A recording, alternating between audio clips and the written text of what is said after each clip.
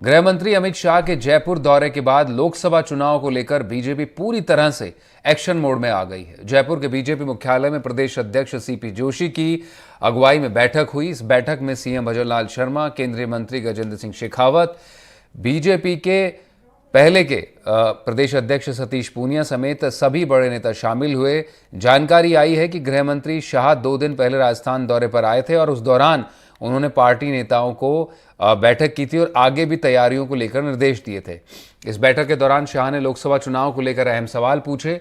संतोषजनक जवाब न मिलने के चलते उन्होंने नाराजगी भी जताई थी। गृह मंत्री ने राजस्थान में लोकसभा चुनाव को लेकर कमेटी गठित न किए जाने पर भी नाराजगी दिखाई। इसके बाद संबंधित जिलों के मंत्रियों को फौरन कमेटी गठित कर सूचित करने के निर्देश दिए गए। आपको बताएं कि राजस्थान में 25 लोकसभा सीटें हैं और पिछले 2 बार के चुनाव से बीजेपी लगातार इन सीटों को जीत रही है।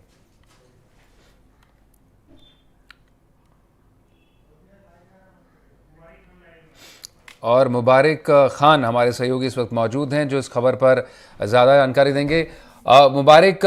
तस्वीरें देख रहे हैं दर्शक भी, बड़ी अहम बैठक थी क्योंकि 2 दिन पहले ही गृह मंत्री का दौरा हुआ था और एक तरह से कहें कि वो उनका संबोधन जयपुर में एक तरह से प्राण फूंक कर गए, वो नया जोश फूंक कर गए पार्टी कार्यकर्ताओं पदाधिकारियों में। क्या जो आज की बैठक थी, क्या इसका तार उसी से जुड़े हुए हैं जो अमित शाह का दौरा था उससे, और क्या कुछ इस बैठक से संकेत निकल कर आए हैं?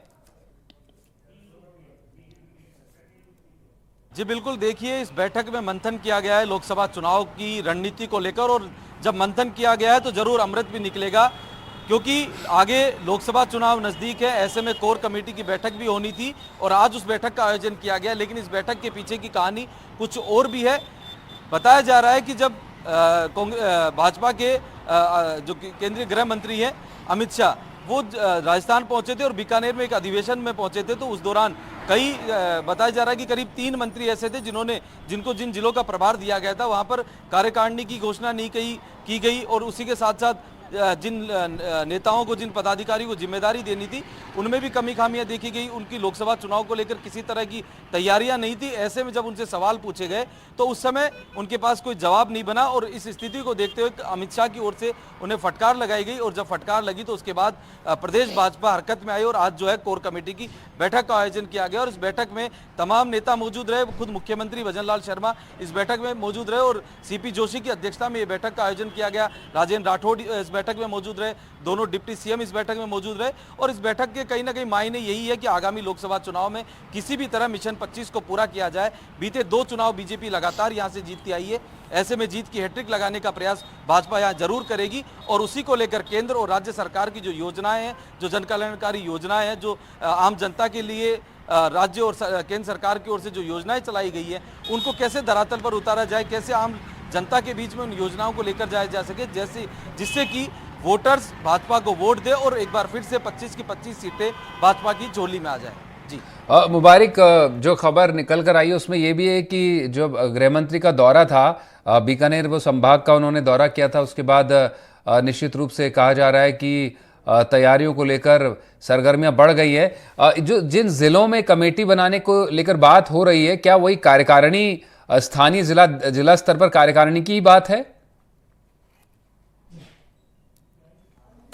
बिल्कुल बिल्कुल, देखिए कई जिलों के जो प्रभारी मंत्री बनाए गए हैं उन जिलों में कई जगह कार्यकारिणी नहीं बनी, कई जगह और दूसरी खामियां हैं। लोकसभा चुनाव नज़दीक है, ऐसे में जो पदाधिकारी हैं उनको पूर्व में जो जिम्मेदारियां दी गई थी उनके ऊपर क्या फीडबैक लिया गया, आगे उनको क्या टास्क दिया गया है, उन तमाम चीज़ों को लेकर एकदम कह सकते हैं कि ग्राउंड जीरो से तमाम चीज़ें अमित शाह की ओर से मांगी गई, तो उन चीज़ों को बताने में वो मंत्री विफल रहे। तो ऐसे में अमित शाह की नाराजगी वहां देखी गई, जिसके चलते ये कोर कमेटी की बैठक हुई और इसी के माध्यम से हम ये कह सकते हैं कि आज से कार्यकर्ताओं को, नेताओं को संदेश दिया जाएगा। सभी अपने अपने स्तर पर, अपने अपने जगह, अपने अपने जिलों में, विधानसभा क्षेत्रों में, अपने अपने प्रभारी जिलों में वो सभी ये मैसेज को आगे कन्वे करेंगे और इस मैसेज के माध्यम से आगामी लोकसभा चुनाव लड़ने की जो है रणनीति तय होगी। जी बिल्कुल, रणनीति तय होगी। पिछले दोनों बार से जो रणनीति थी उसके तहत 25 सीटें हासिल की बीजेपी ने और इस बार भी वही मिशन 25 है। 370 का बड़ा महत्वाकांक्षी टारगेट बीजेपी ने देश में रखा है। मुबारक, निश्चित रूप से आगामी दिनों में प्रधानमंत्री नरेंद्र मोदी भी दिखाई देंगे और अब चुनावी सरगर्मियां तेज है राजस्थान में।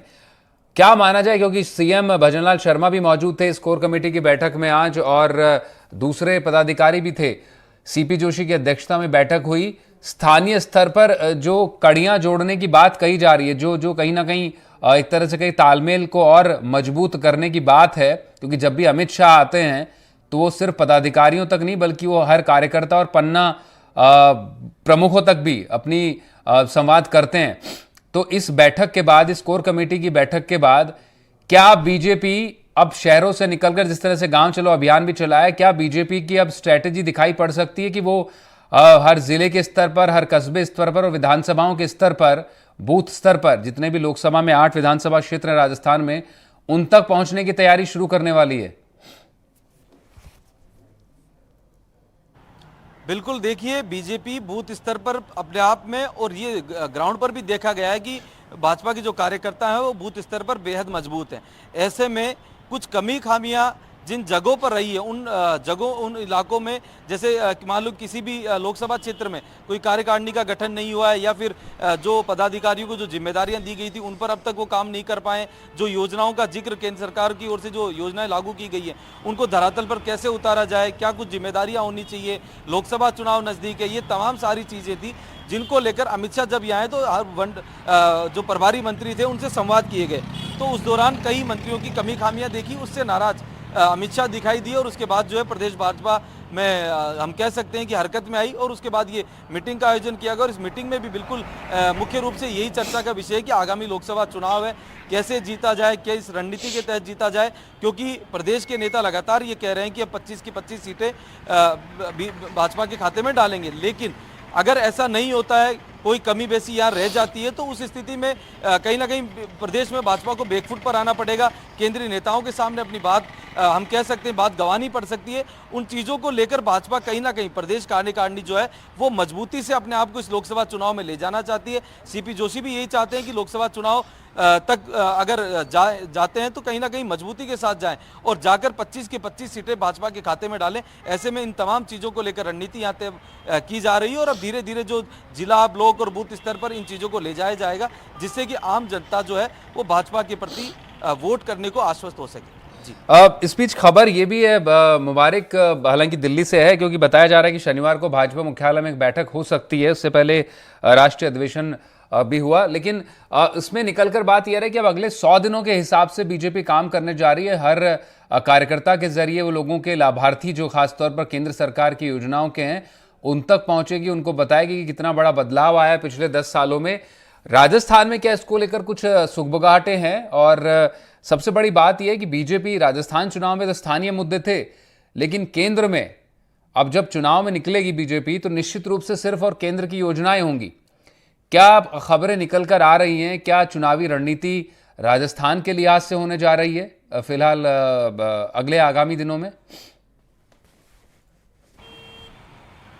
बिल्कुल, देखिए पहले बीजेपी के कार्यकर्ता और नेता गांव तक गए, गांव में ग्रामीणों से मिले, लोगों से मिले और गांव स्तर तक अपनी पकड़ को मजबूत बनाते हुए दिखाई दिए। अब जो लाभार्थी संवाद कार्यक्रम है उसका भी आगाज राजस्थान में होगा और जिन केंद्रीय योजनाओं का लाभ, चाहे वो किसान हो, महिलाएं हो, बुजुर्ग हो, चाहे कोई पेंशनधारी हो, तमाम उन लोगों को जो कि केंद्र की योजनाओं का लाभ ले रहे हैं उन्हें संवाद कार्यक्रम के माध्यम से जोड़ने का प्रयास किया जाएगा। और अगर ऐसा होगा तो राज्य सरकार की जो योजना है उनके लाभ लेने वाले भी लोग शामिल होंगे, केंद्र की योजनाएं, क्योंकि प्रदेश में भाजपा की सरकार है। तो ऐसे में डबल इंजन की सरकार जिस तरीके से काम कर रही है और लाभार्थी जो हैं उनको कैसे इस संवाद कार्यक्रम से जोड़ा जाए, कैसे फिर वो जोड़ने के बाद वोट के रूप में उसे कन्वर्ट किया जाए, ये तमाम चीज़ें कार्यकर्ताओं पर डिपेंड करती है। और कार्यकर्ता जितना मजबूत होगा, और कहा जाता है कि भाजपा का कार्यकर्ता मजबूती से ग्राउंड स्तर पर काम करता है, तो ऐसे में इस पूरी रणनीति के तहत ये तमाम जो चीज़ें हैं इस बैठक में भी की गई और आगामी दिनों में भी देखने को मिलेगी। बिल्कुल मुबारक। और उसके रणनीति के तहत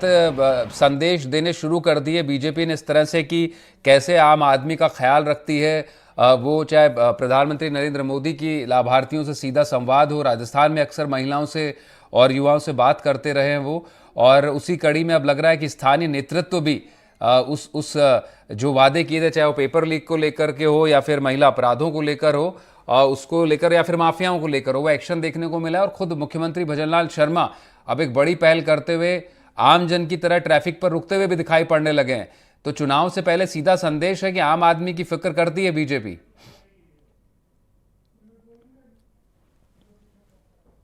बिल्कुल, देखिए राजनीतिक रूप से अगर हम बात करें तो ये तमाम चीज़ें हैं, चाहे मुख्यमंत्री की बात हो, अचानक वो किसी थाने का दौरा करते हैं, आम जनता में विश्वास पैदा करना चाहते हैं कि कोई किसी तरह का कोई राजतंत्र नहीं है, आम जनता है, आज जनता ने जिन्हें चुनकर भेजा है, वो जनता के काम करने के लिए हर जगह रात को भी तैयार है, दिन में तैयार है, और जो आम जनता के लिए जितना कुछ अच्छा हो सकता है वो उनकी ओर से प्रयास किया जाएगा। वैसा ही कल हमने तस्वीरों में देखा कि किस तरह मुख्यमंत्री का काफिला जो है रेड लाइट पर रुकता है, बत्ती पर रुक जाता है, सिग्नल पर रुकता है, तो उस समय जो है आम जनता की तरह वो वहाँ गाड़ी लेकर खड़े रहते हैं और जब अपनी बारी का इंतजार करते हैं, जैसे ही सिग्नल ग्रीन होता है फिर वो वहाँ से निकलते हैं। तो ये भी कहीं ना कहीं एक मैसेज है आम जनता को कि एकदम सिंपल जो लाइफ जीते हुए वो दिखाई दे रहे हैं, सामान्य आदमी की तरह जो है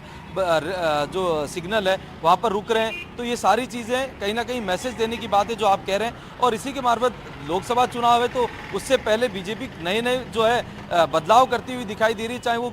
गांव जाने की